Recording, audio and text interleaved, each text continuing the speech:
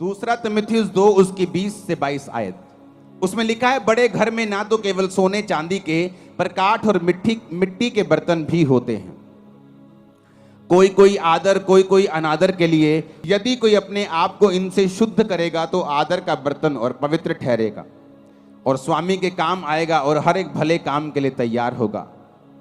जवानी की अभिलाषाओं से भाग और जो शुद्ध मन से प्रभु का नाम लेते हैं उनके साथ धर्म, विश्वास, प्रेम और मेल मिलाप का पीछा कर। परमेश्वर ने कहा, बड़े घर में सिर्फ सोने और चांदी के ही नहीं, काठ और मिट्टी के बर्तन भी होते हैं। आपके घर में बहुत से बर्तन हैं। एक आपके घर में गिलास है, आपकी रसोई घर में, जिससे आप पानी पीते हैं। प्लेट पड़ी है जिससे आप खाना खाते हैं। एक बाल्टी ऐसी पड़ी होगी, वाटर कूलर पड़ा होगा जहां आप पानी स्टोर करके रखते हैं, उससे पानी पीते हैं।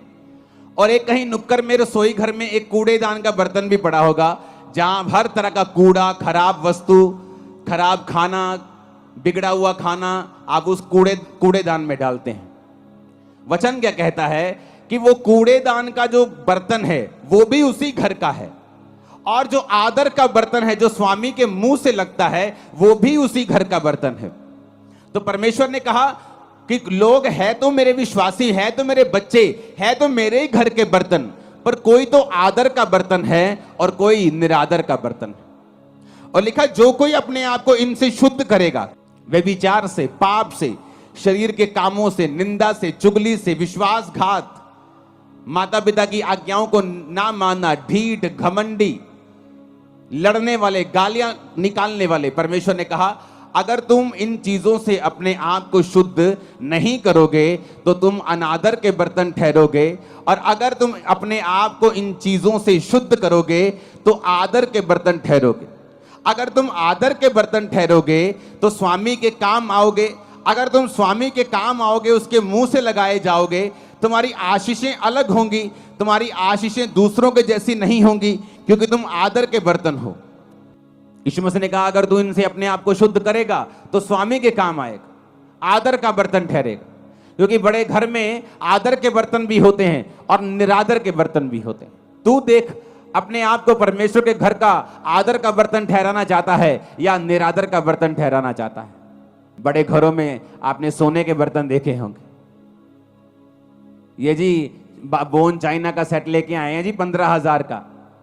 कभी कूड़ेदान लेके आए हो 20,000 का, 25 कूड़ेदान लेके आए हो कभी? 1 लाख रुपए का कूड़ेदान लेके आए हैं जी। सोने के, इसमें ओरिजिनल 24 कैरेट गोल्ड का उसमें लाइनें लगी हुई हैं। आप कभी नहीं करो। आप कूड़ेदान लेके आओगे, बस मजबूत सा दे दो जी, कूड़ा डाले तो टूटे नहीं। लेकिन बर्तन लेके आओगे शानदार, जिससे पीना है, जिससे खाना है। काम हमारे निरादर के बर्तन वाले हैं। और प्रभु से हम कहते हैं कि हमें आदर क्यों नहीं मिल रहा, मेरा बच्चा मेरा आदर क्यों नहीं करता। तुम प्रभु का आदर नहीं करते, लोग तुम्हारा आदर नहीं करते। मेरी फैमिली मेरे अधीन नहीं है जी।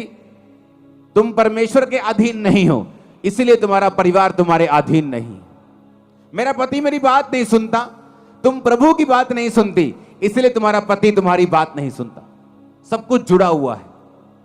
तुम आत्मा में कामयाब हो जाओ, शरीर में कामयाबी तुम्हारे पीछे पड़ के तुम्हें मिलेगी, बाइबल कहती है।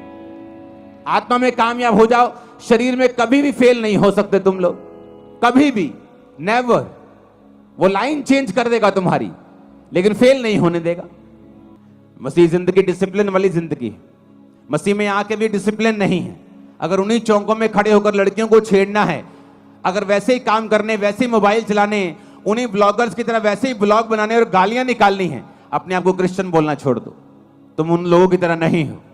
हालेलुया।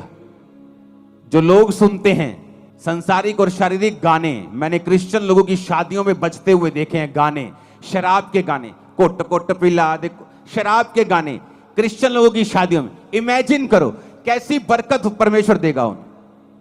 सोचो, जहां बरकत होनी चाहिए, जहां प्रभु की प्रेजेंस होनी चाहिए कि एक जोड़ा सदा के लिए मिल रहा है, वहां पे खुदा की अगर प्रेजेंस होगी तो उनकी लाइफ में बरकत आएगी, और वहां शैतान की प्रेजेंस होती है। हालेलुया।